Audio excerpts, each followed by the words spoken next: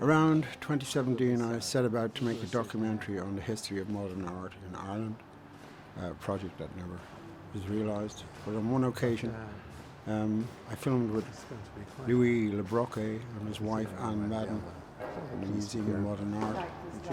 And with the news coming in this week that Anne had passed away, I thought I'd just put out this wee piece with her in her memory for posterity.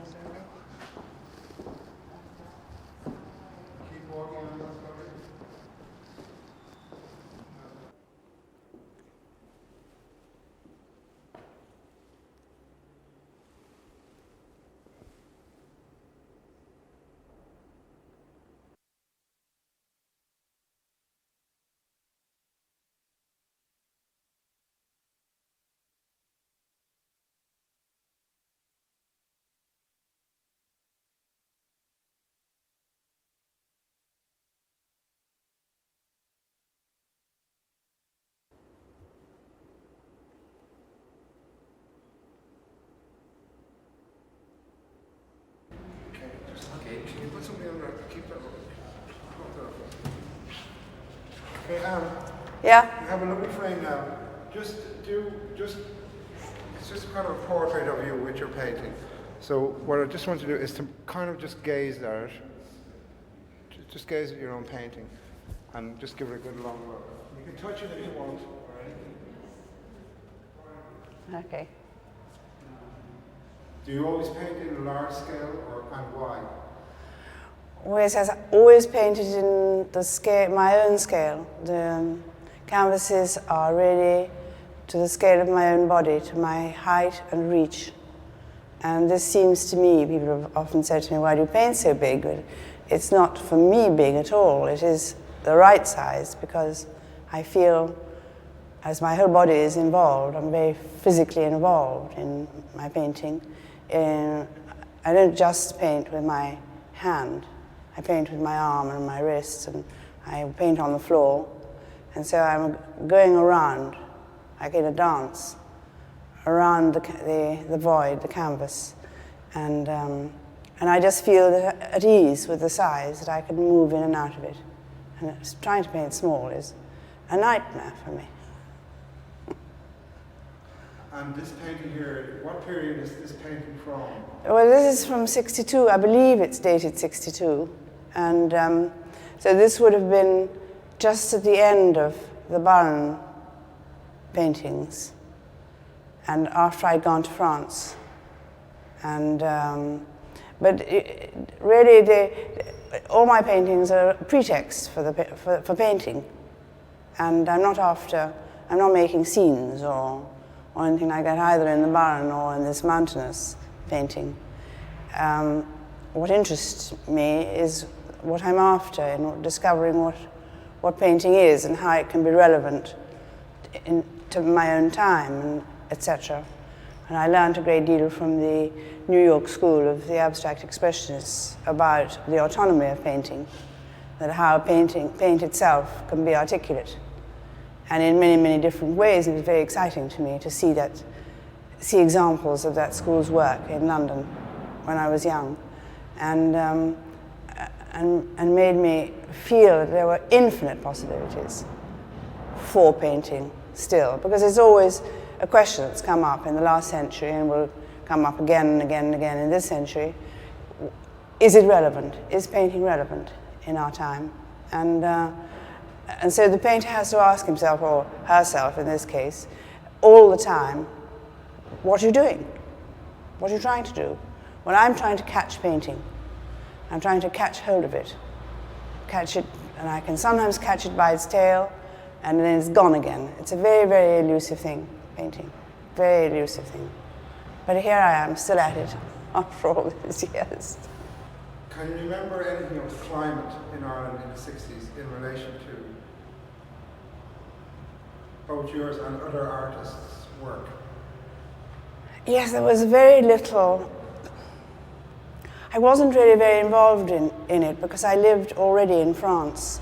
But of course I started showing in Dublin with Leo Smith and I can't remember the exact date, but in the 50s. And then I didn't really feel there was anything going on that interested me at all. Nor did I feel there was anything going on in London that interested me at all, or in Paris. What was revelatory to me was the New York abstract expressionists. And I saw that exhibition at the Tate Gallery in the 50s, and I nearly jumped out of my skin. And so it was, I wasn't really very focused on what was going on in Ireland or London or Paris. My focus was across the sea. And I think that it was a great struggle at the time for painters in this country to survive. There was a sort of vestigial arts council, and that was a great help to the artists that they patronized, including myself, and one was very grateful for that. But it was very tough. You couldn't survive in Dublin unless you had means. And now I think that with the patronage, with state patronage, which is always a dubious matter, I think it was very important that Irish painters have it here, because the climate was so difficult for them. And now with cooperative private patronage also, the climate is of course totally changed for artists. Thank God for them. And art has bloomed in that climate. And the creativity here is astonishing to my mind. Astonishing. And because maybe when you travelled outside Ireland, can you remember maybe coming back to people here who hadn't gone there, but you're trying to tell them about something that you can't show them? So what sort of dialogues did you have? Well, once ROSC started in 67, things changed completely, because that was Michael Scott's idea, to bring art from abroad to Ireland. And of course it was a wonderful idea. And they were very significant exhibitions, but I mean major significance to Ireland, and even to the artists who showed in them and came here. And the first curator was James Johnson Sweeney, I think twice curator, in the first and second, and a world figure.